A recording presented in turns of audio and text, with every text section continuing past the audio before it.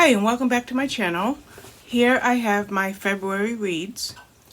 I had a number of different ways that I wanted to do this video, but I think I'm just gonna give you a summary of these books and maybe in future videos exercise my idea another time.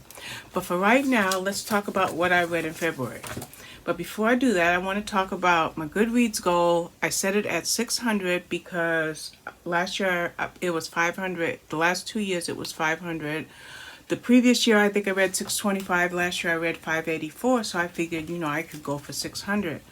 However, I had an event, I just call it an event, that really shook my confidence way down and slowed my reading down exponentially. So I dropped my Goodreads goal to 400. My personal idea is between June and September I may raise it back up to 500 or 600, but for right now I just feel more comfortable with it being 400. So in January I read 51 books, and then around the 27th or so I went into the hospital for a few days, so I dropped my reading to February down to 22 books. And I checked my spreadsheets, and 22 books in 1 month is less books read in a month's time in over 4 years. I have never read so little, but it is what it is.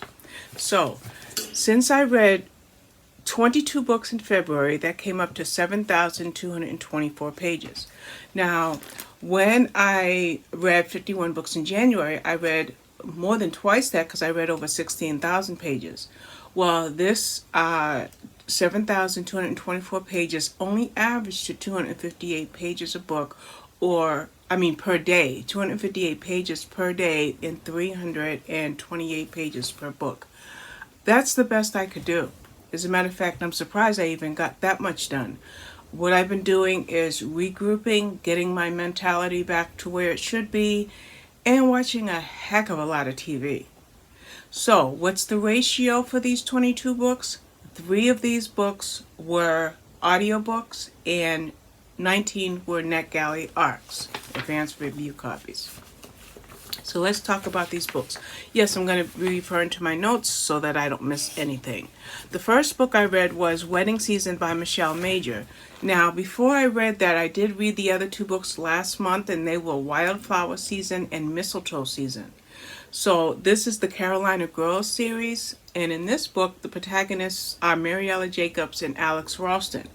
Now, in these books, the Carolina Girls series, it's around a group of women, but the main character in this book is a wedding planner or a wedding designer, and she designs the most beautiful things and dresses and gowns for women and giving them their happily ever after, but she herself may never find it. Well, she ends up working alongside Alex Ralston, and a year or so ago she ruined his wedding when she told him that his bride-to-be was sleeping with her fiance. So his wedding was off, she canceled her wedding, and he has a lot of resentment towards her. So this is actually an enemies to lovers story. I really loved it. I loved the whole series, and I hope it continues. I don't know if it's just a trilogy or if it's going to continue. The next book I read was Death in Disguise by Emma Davies. Now, this is the first book in a new series called the Adam and Eve series. And the 2 characters is a woman named Francesca Eve and a young man named Adam.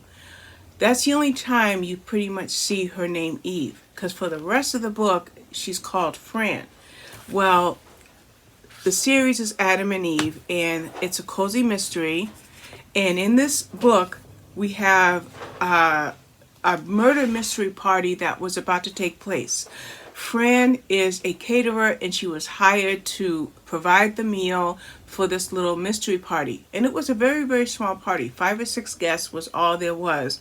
Well, when she gets there, there's one person that makes her feel a little bit uncomfortable, so she kind of shirks and hides kind of under the stairs. And when she's feeling uncomfortable, the son of the hostess Adam was also feeling uncomfortable, and they kind of met in the stairway. Well, that's how they met. And as it turns out, the person that played the role of the murder victim in the murder mystery party ends up dead, I think a week or so later. Well, the hostess is the most likely suspect as far as the police are concerned. Adam knows that his mother had nothing to do with the murder, and he's determined to find her innocence or to prove her innocence. And meanwhile, he somehow remembers, okay, I met this lady. Maybe this lady can help. Well, Adam and Eve, or Fran and Adam, begin looking for the murderer of this woman who died a week after the party. Now, cozy mysteries are my jam. I love them. I try to read 2, 3, 4 a month, every single month, and I will always do that because they're the most relaxing reads that I come across on a regular basis. I love this protagonist, and they are different. And one thing about this series is, in a lot of series, whether it's cozy mysteries or murder mysteries, if there's partners, there's always some type of romantic entanglement. Well, not so in this case. Adam is half of Fran's age. Fran is happily married with a teenage daughter, and they both, those are their differences as far as why we'll never see anything romantic develop between them. But they do have a similarity in the fact that they're both socially awkward. So they make a good pair, and it made for an enjoyable cozy mystery that if you love the genre, you're going to enjoy this book. The next book continues in just a couple of months in May with The Dinner Party. And I think I've already signed up for that blog tour, so I'm looking forward to reading that. The next book I read was A Lady's Formula for Love by Elizabeth Everett, and this is the first book in the Secret Scientists of London series. Now, because I had this book, I went and got the audio book. I didn't write the name of it down. Oh, I get it. Okay. I had A Perfect Equation for review, so I read the first one, and I'll get the title one more time, A Lady's Formula for Love. I got that first as an audiobook from my library, read that one, and then I went, excuse me, I went on to the to the second book. But what's nice about this is if you ever read any Gilded Age books, you have forward-thinking women who, whether they're going to college or they embark on a career that was formerly just belonged to men. Well, that's what these two books made me think of. These are women who pioneered as scientists, mathematicians, and more. And they're very strong women. And like I said, I've read a lot of Gilded Age historical romances. So having these strong female characters in both of these books. And while I'm talking about these books, I am going to put both covers up on the screen. And again, they are Lady's Formula for Love and A Perfect Equation. The first book is a woman who is a scientist, and she has a bodyguard named Arthur. And their story, why she pursues a patent, but at the same time they fall in love. In A Perfect Equation, we have Letitia Fenley, who is up for the Rosewood Prize for Mathematics. Now there was a caveat. This is a prize denied to women, but there was no law saying that women couldn't enter. So it's kind of a catch-22. So Letitia is trying to win this prize. She's a mathematical genius, and she ends up working with Lloyd William Hughes, who is Viscount Greycliffe, and the pair are knocking heads, but they discover a different kind of tension, and that is a shared attraction. And so it's a good book in the series, and there is a third book coming up sometime next year. It's called Love by Design. So the first book was about a scientist, the second book was about a mathematician, so I'm really excited to see what the third book will be about. The fifth book I read was The Marriage Secret by Carey Baldwin. Now, this is a book about a marriage that was based on threats as a result of secrets. In other words, we have Holly and Zach Bancroft. Holly pretty much had to marry Zach because he held a secret over her head. And this secret was such that if she ever left him, he would expose her secret. Now, at first, it looks like they do have a decent, relatively happy marriage. They have a gorgeous home. They have a gorgeous new baby. He's a successful doctor. He's earned quite a bit of respect. She was a speech pathologist but has no problems being a stay-at-home mom. But things aren't what they seem. The grass is not always greener. As a matter of fact, this book reminded me of Rebecca by Daphne du Maurier, or even the film Gaslight, because despite outward appearances, Zach has Holly exactly where he wants her. He uses more than one method of control that even makes her doubt her ability to think that she can care for their baby, or that he makes her think that she has forgotten things that maybe she actually hasn't forgotten. Now, you have Holly, you're cringing for Holly's sake. You're really, really concerned about Holly. But the book as it was written, Zach was written as a really utterly vitriolic character. He was unlikable to the nth degree. There was nothing at all redeemable about Zach. Now, what happens here is Zach soon becomes a person of interest in a murder. When he becomes a person of interest, he tells her, you give me an alibi or I will expose your secret. So that's the foundation for this book is they didn't have a firm foundation for this marriage, but he's got enough of a grip on her to make her stay with him. So will she ever be able to reveal her secret, or will Zach expose her secret? This whole book was written from her perspective. We never get Zach's perspective, but that's just fine because I think even if we did, we really wouldn't like him. Now, the book was definitely a page turner, but there was a point when I figured out the plot. A little bit too early on, and not the plot, but like the bad guy, so to speak. Bad guy or gal. That kind of made it seem a little bit predictable. But even so, the tension never let up. Even though I thought I knew what was going on or I was on the right track, there is a conclusion that is impossible to predict. Readers will not be able to guess the ending. I was bowled over by it. So I went from thinking, I know who's to being wild. And that is The Marriage Secret by Carey Baldwin. Then we have A Life for a Life by Wyer. This book will be out March 15th. I haven't yet written a review, but this is basically, the tagline for this is, no one can get into the mind of an erratic killer except an unpredictable detective.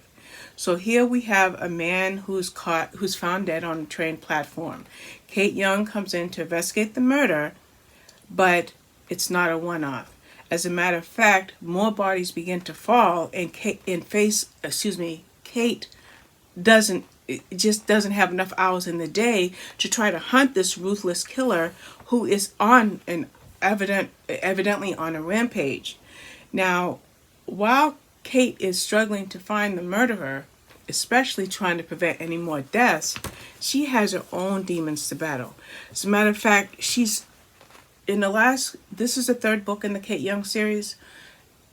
The first book tells why she's in this predicament that she's in. In book 2, and especially book 3, she's trying to come to terms with her husband's death. And in so doing, she's trying to expose corruption within the police force. So she has a balancing, she has to balance this out. Solve the murders and solve the murder of her husband, or whatever happened to her husband, all while secretly investigating something going on within the police force. Excellent, excellent book. Definitely 5 stars. I just have to get the review written. Then we had Beach Wedding by Michael Ledwidge, and I have them out of order. That's fine. Okay. Here in Beach Wedding, we have Terry O'Rourke, who's going to the Hamptons to attend his brother Tom's wedding. When Terry was a teenager, he shadowed his father, who was either the DA or the assistant DA, as he went to trial. Terry loved that until he happened upon his father. His father happened upon a case that he lost. When his father lost that murder case, the family lost everything. Now it's decades later. His brother is richer than rich. They're getting married in the Hamptons. Terry has a wife and a child. As a matter of fact, his wife is pregnant. Everything is fine. But with the house that they rent in the Hamptons, Terry finds something. And what he finds helps him to find out what happened to his father, the murder that happened, murder case that his father lost, why this decimated the family and everything like that. Really, really good book, very compelling. I love Michael Ledwidge. I think he writes a series with James Patterson, but I can't tell you which one, but I've read books that he co-authored with James Patterson before. Then I read the 8th book in the Murder in First Class series by Helena, I read the 8th book in the Miss Underhay series by Helena Dixon, and it's called Murder in First Class. Excellent, excellent book. I love this series. I have read every book thus far, and I'm going to continue reading this cozy mystery series for as long as the series continues. Now, in this book, we have Kitty Underhay, who's still trying to find out what happened to her mother. She's trying to find closure as far as who's responsible for her mother's murder. Meanwhile, her new fiance, who's Captain Matthew Bryant, is tasked by his former boss to look after someone who just might be a witness to Kitty's mother's murder.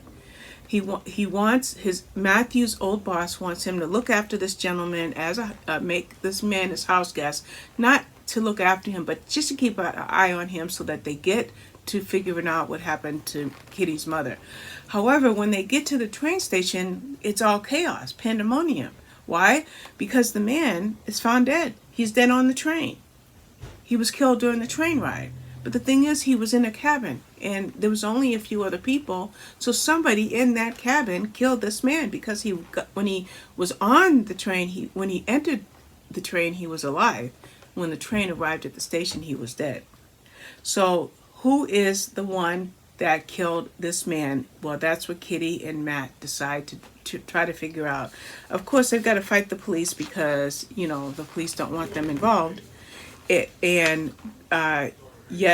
they're going to try to figure out who this murder victim was, especially if they don't want anybody else to be killed in the meantime.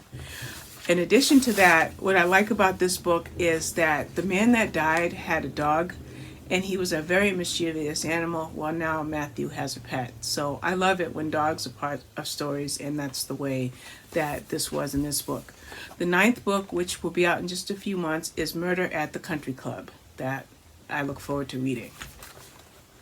The book number, I think I'm out of place, is, okay, I'm not even going to tell you what number it is, but the next book I read was Her Betrayal by Emma Tallon. This is the 3rd book in the Drew family series. Now, there's something very particular about this book. Man's law and the law of the underworld are two entirely different things.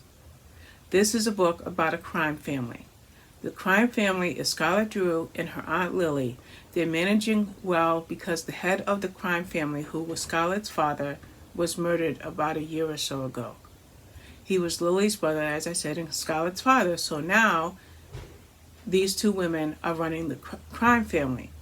The family is working pretty well, but there's one person in the family who's not happy, and that's Ruby. Why is Ruby so unhappy? Well, Ruby has a history. You're going to find out why Ruby is the way she is if you read the 1st book in the series. Then you find out what happened to Ruby in the 2nd book in the series. And now in the 3rd book in the series, Her Betrayal, Ruby wants to claim her place at the head of this crime family. The thing is, Scarlett is in the way.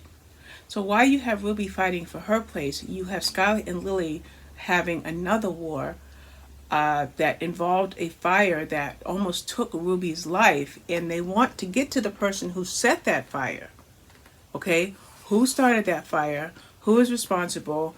And can they get to that person? And again, remember, this is a crime. This is about a crime family, so it's not a sweet read by any means whatsoever. But I did want to mention something else. While the story has multi layers, because while Ruby is fighting for her place, and Scarlet and Lily are trying to get to the person who set the fire. It was a warehouse that caught on fire that almost killed Ruby. Scarlet has another battle. That battle is that the police are positive that she murdered somebody and she's about to face life in prison. So she's also fighting that battle. While she's fighting that battle, she has a new man in her life, and his name is John. Well, she discovers John is a cop, so she doesn't know, is he a plant? Did he start dating her so that he could get her arrested? So you have a lot of layers. A lot of layers. Really, really good book. I didn't write down the name of the next one, but the connection to this book series, by the way, is the Emma Tallon series. The Drew family series, and I think there were 5 or 6 books in that series. Anna Davis and Freddie Tyler. I love that series, and I love this one as well. Then I read book number 2 in the Shilling Grange Children's Home series by Lizzie Page, and it's called A Place to Call Home. Now, we have Clara Newton as the principal protagonist in this book. She's a house mother at a small children's home, and she's alone because she lost the love of her life in World War II. And now she is dedicated beyond compare to caring for these children at the orphanage where she works. But it's not just a job, it's like she's their mother. She really cares about them. But then she gets news that the orphanage is going up for sale. And if the orphanage goes up for sale, the children are all going to be separated and sprinkled all over the place. So she does whatever she can to protect these children. And they're special children. We have Joyce, who's suffering from polio. Peg, who won't speak. Then we have Alex, who loves Clara, but he really loves his natural father. Then we have Evelyn, who's discriminated against due to her skin color, but she's wise beyond years. As a matter of fact, Evelyn was my favorite character in this book. There are other children, and Clara just does not want them split up. So she searches high and low to find homes for each of the children, something better than what the committee that is trying to sell the orphanage has in mind. And if she can not keep the children, at least she can protect them. Meanwhile, this series is going to continue. I do have the 3rd book. It comes out in June, I believe. I'm just going to open my spreadsheet to tell you what that book is. July, actually. It's called An Orphan Song, so it'll be out in July, and I've already signed up for the blog tour. The blog tour for that. Then we have The Invite by Sheryl Browne. Now, here we have Caitlin excited for the 2 loves of her life to meet. That is her fiancé, Greg, and her best friend, Zoe. She's only been engaged 1 day, and now it's her birthday party, and Zoe's in town. Soon as she tells Zoe, "Look, I'm engaged. Guess what? I'm engaged." Zoe is not happy. She storms off. She rushes away from the party. She looks at Greg, distrusts him right on sight. Now, Caitlin had a rough marriage to somebody named Sean, and they have a 5-year-old daughter. So as far as Zoe's concerned, Caitlin is moving too fast. But Greg, he seems like the perfect guy, but is anybody perfect? Now, why is Greg stressed out by Zoe's disappearance? And then what does Caitlin start to realize about what's really going on in her own life? There's twists, there's turns and surprises. A really, really good book. I loved it. I think I gave it 5 stars. The next book I read was Death at Silversmith Bay by Emma Jameson. It's the Jemima Jago book number 3. They call her Jem in the book. And she has just spent a few months on the Isles of Scilly.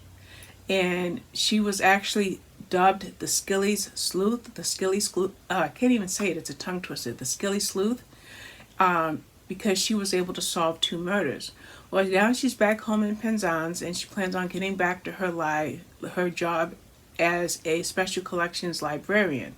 However, She has called the police because she realized that something is going on when she gets home. Here's my cat. When she gets home to Penzance, she finds out that things in her house are not the way that she left them. As a matter of fact, there's a very, very strong odor in her house. That's one thing. Number two, there's a cat in her house. And number three, her half-sister is in her house. So when she starts to see what's causing the smell, that strong smell, then she realizes that she sees something that looks like it's definitely evidence of murder. And that's why she calls the police. So she doesn't just leave it with the police, though, because, again, she was called the sleuth of Skilly, or Skilly's very own sleuth. So she decides to try to figure out who the murder victim was, why the murder happened, and who is responsible for it. So when she does this, she has characters. I'm trying to hold my device still because my cat's trying to knock it over. She has her friend Mickey Latham, and then then she has Reese Tremaine. That's her former boyfriend, maybe her future boyfriend. Then there's a detective that she might like. So there's a couple of layers in the story that will kind of give this book a little bit more. I'm just going to try to get this cat down because he's going to knock everything over. Sorry about that. There's these other characters, like I said, Mickey, the police officer. Then you have Reese Tremaine. And so the author lays groundwork for future books. So I'm really looking forward to it. The first two books, by the way, are A Death at Seascape House and A Death at Candlewood Castle. The next book I read was The Hidden Child by Rebecca Griffiths. Now in this book, here's Connie, who knows that she would never ever win the Mother of the Year award. Why is Connie never ever going to win this award? Well, here's a clue. Her young daughter, Kathy, goes missing. As a matter of fact, what does she call her? She calls her a terrible name. I'm glad I can't remember the name because the name was despicable. But she leaves her daughter in her car and she goes drinking with her boyfriend. They're in the bar for who knows how long, and then when they go outside, the little girl's missing. Well, this book, The Hidden Child, was based on a real case called the Moores murders. Now, I had never heard of the Moores murders before, and I had to look it up. So if you have a little bit of background on the Moores murders, it was committed by two people. I don't know if I wrote the name. Yeah. They are Ronald Kappelman, Ian Brady, and Myra Hindley. They were real-life people who committed some murders back in, I think, the 1950s or somewhere in there. And Myra was Myra was Connie's friend. So it's questionable whether or not Myra was responsible for what happened to Kathy. Maggot. That's what she called her daughter. She didn't even call her by her name. She called her Maggot. I hate that I remember that. Okay, I'm trying to find my place. Okay, so that was, like I said, based on a true crime story, and it was really, really captivating. And I'm just going to go on to the next book, which is Last Duke Standing by Julia London, first book in the Royal Match series. Now, in this book here, we have Crown Princess Justine of West Loria, who soon will be queen because her father is very, very ill. But before she can marry, before she become queen, they want her to marry. So she has a matchmaker assigned to her, but she also has someone that's designed to keep an eye on the matchmaker, and that's William, who's Lord Douglas, who's been assigned as her escort. And all this is set in motion by the Prime Minister. Now, Sophie was great because you had her who, she thought she was a plain Jane, but she was beautiful nonetheless. And then you have her sister Amelia. Now, Sophie and Amelia were closer than close, but now you have Sophie is of age to marry. As a matter of fact, she's age 5 and 20, or she's 25. So it's time for her to marry and to get ready to step in a role as queen. And whoever she marries would be the prince consort. Now, this is kind of a hate to love story because Sophie and William knew each other before when they were younger. But why are they considered enemies now, or why is it considered a hate to love story? So you'll have to read it to find out, and I really like it. And there's something that's really something special about Justine that comes up later in the story. As a matter of fact, it's something that that will show why she struggled to marry when she was a little younger, and why she would struggle in her upcoming role as queen. And I like that the author did that with her character. So the next book I read was The Baby Shower by S.E. Lynes, and this is basically a book about toxic friendships and revenge. Now, it's a multi-layered story that's based on two best friends when someone infiltrates that pairing. So you have person A, person B, who are best friends. I don't think I wrote the name, but you have Sophie, and she has her best friend. And her best friend makes a new friend named Lexi Lane. Now, her best friend is pregnant now. Her friend Lexi Lane is pregnant, but Sophie is undergoing fertility treatment and all kinds of fertility issues. And now she's kind of like the odd man out in this new pairing of her best friend and Lexi Lane. Well, she finds out something about Lexi, and she tries to tell her friend. She'll try to tell anybody that will listen. And while this is happening, it has an impact on her relationship, on her marriage, and it's a really good psychological thriller, because what it does is, remember, it's revenge. What did I say? I forgot what I said. Revenge and toxic friendships. Why is this a book about toxic friendships? So a really good book. No, I haven't yet written a review, but I will get it written in the next couple of days. The next two books I read was Lean Mean 13 and Fearless 14, which I will put up together. And those two books are obviously books number 13 and 14, and the series is the Stephanie Plum series. It's all the way up to Tempting 28, which is Game On, and that's out now. As a matter of fact, it came out in November, so I am trying to read 2 to 4 books each month. February was a short reading month for me, so I only got 2 books read. Hopefully in March I'll get 4, so by summer or the end of summer, I will get to the 28th book. So that's basically it. Basically, Stephanie Plum is a bounty hunter, and she has 2 men in her life, and it's a question, are you Team A or Team B? And it's interesting to see, it's Joe Morelli and I can't think of the other guy's name, but you have these two characters who are diametrically opposite, and Stephanie really likes them both. She's in love with at least one of them, but she's definitely attracted to both of them, and they her. So it's really cool how the story is going. Then of course everybody talks about, I can't think of the woman's name, but she has a female bounty hunter who used to be a prostitute. She's hilarious in the book. And then you have Stephanie's grandmother, and she's hilarious in the book. So in the series rather. So I love that series. The next one I read was A Royal Murder by Verity Bright. Now this is another cozy mystery, and as I mentioned earlier in this video, I love cozy mysteries. This was number 8 in that cozy mystery series called Lady Eleanor Swift. I love this series because it's mostly based on the fact that there was a boat where there was murder, and here it's the spring of 1923, and Lady Eleanor Swift is attending a royal regatta on this boat with her new pal Tipsy Fitzroy. Now, Eleanor is not happy with the way Tipsy has her dressed, but she's there to do, to make her appearance. She's not alone because she has her butler, but she also has Gladstone the bulldog, and between them, they are going to find out what happened in this most murder case. I love this series. Every book is just as good as the one before that, and I just can't wait to read more.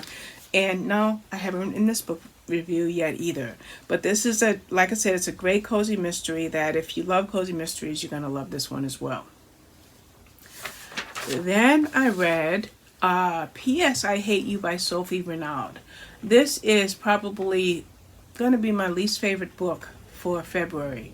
Here you have Abby and Matt, who've been together for 20 years, married for the last 9. Marriage has been good, but they're kind of facing a brick wall in their relationship. They love each other, but they're not in love, but they want to recreate that old bond, or that bond that brought them together, whether it's going back to certain locations or recreating certain memories. And the reason that I say this book is not my favorite, it's billed as romantic comedy, and it's anything but. It's anything but, because it deals with fertility, and it deals with another very serious issue, drug addiction, not facing the primary protagonist, but another character in the book. And she doesn't hate him. Far from it. She's just not deeply, madly, head over heels in love with him, and she wants that old loving feeling back. But I'm going to go ahead and probably say I would give this book 3 stars if I get the review together. The next book I read was The Girls in the Fire by Poirier, P-O-I-R-E-R. I still spelled it wrong, but anyway. It's Detective Harlow Durant. It's the second book in this series, and this will be out in a couple of days. And this is basically about a smell. She picks up, a woman is walking, they pick up a smell, and she's like, I know something is wrong. So she picks up her phone because she discovers the remains of a young woman.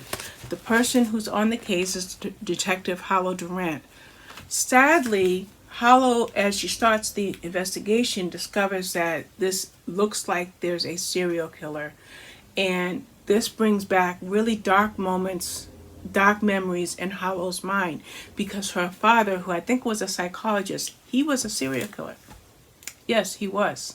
And Harlow remembers certain events from her life as the story is developed.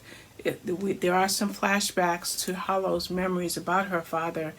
And I tell you, it's really a very compelling read. Nope, the review's not written on this one either. I guess I'll be writing in the next couple of days.